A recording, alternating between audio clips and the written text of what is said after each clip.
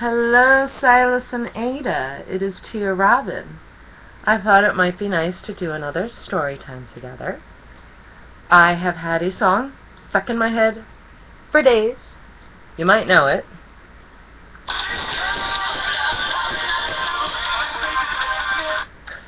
So since that's been stuck in my head for so long, I thought it would be extremely appropriate to read Discord and the Ponyville Players' Dramarama.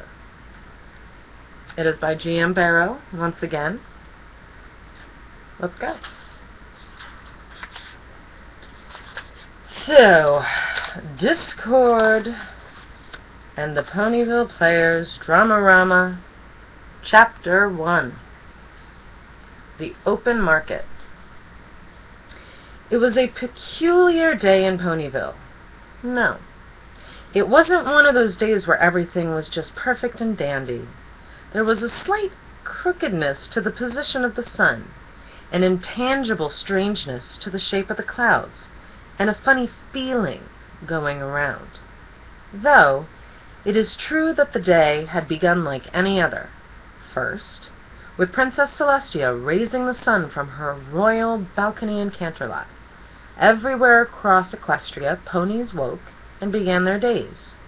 In Ponyville, it always started with the sound of the birds chirping their sweet morning song, followed by the bustle and shuffle of the little school ponies trying not to be late for their first lesson, and finally, the town's ponies trotting to their various social and work engagements with expectant smiles upon their faces.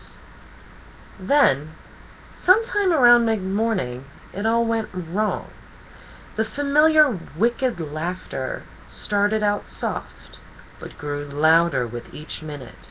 It echoed through the alleyways and whispered through the window panes of every cottage, cafe, and cake shop in town.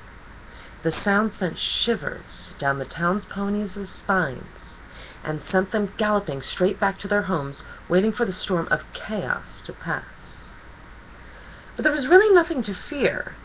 Discord, the Draconicus. That's a funny word. I don't know if I'm saying that one correctly. Draconicus, the king of chaos and former tormentor of ponies, was now reformed, of all things. Unfortunately, he only had enough pony friends to count on one claw and one paw. So the residents of Ponyville still believed him to be an unpredictable terror. In fact, he was still unpredictable, but a little less of a terror. "How unexpected of me to show up today," he said, strolling through the streets with glee. "It's been far too long." Discord hadn't visited Ponyville for a long while. The last time he'd popped up in town to see his new friends Fluttershy, Princess Twilight Sparkle, Pinkie Pie, Applejack, Rainbow Dash, and Rarity, he'd scared the colts and fillies of the school just by floating past. Discord's friends had tried to comfort the young ponies and their angry parents, insisting that Discord meant them no harm.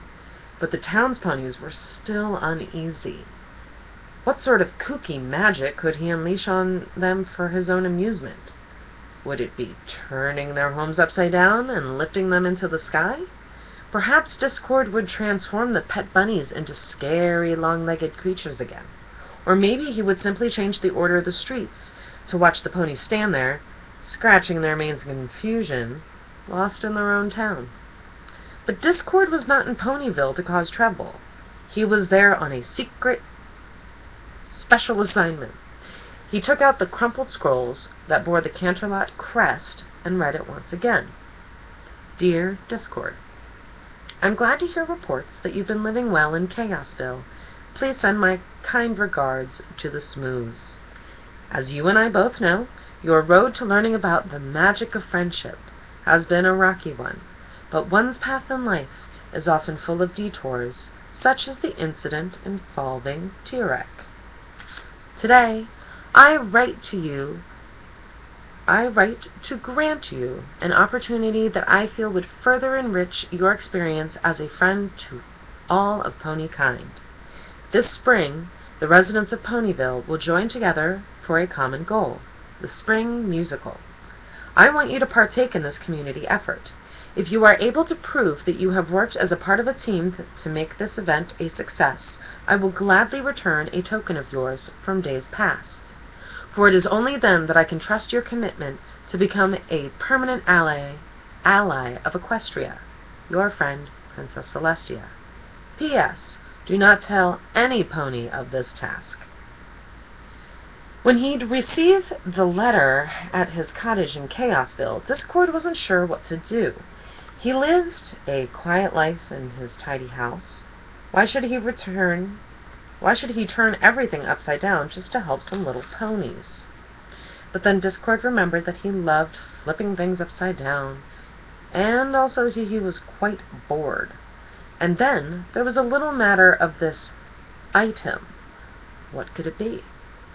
Discord had hidden several personal treasures and relics around Canterlot during his brief, chaotic reign over Equestria. In the days since he'd been freed from his statue in the gardens, he'd located almost all of them. Apparently he was too good at hiding things, because a few still eluded the Draconicus. If Celestia had accidentally found a simple-looking stone orb marked with the crest of chaos somewhere in the depths of the castle dungeons, then he would do anything to get it back. Discord's heart quickened when he imagined holding it in his paw and claw once more.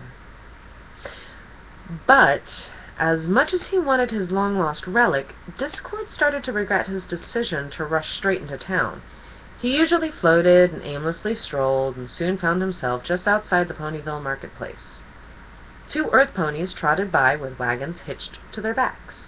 They each had flowers for cutie marks, and fresh bouquets of roses and lilies piled high in their wagons.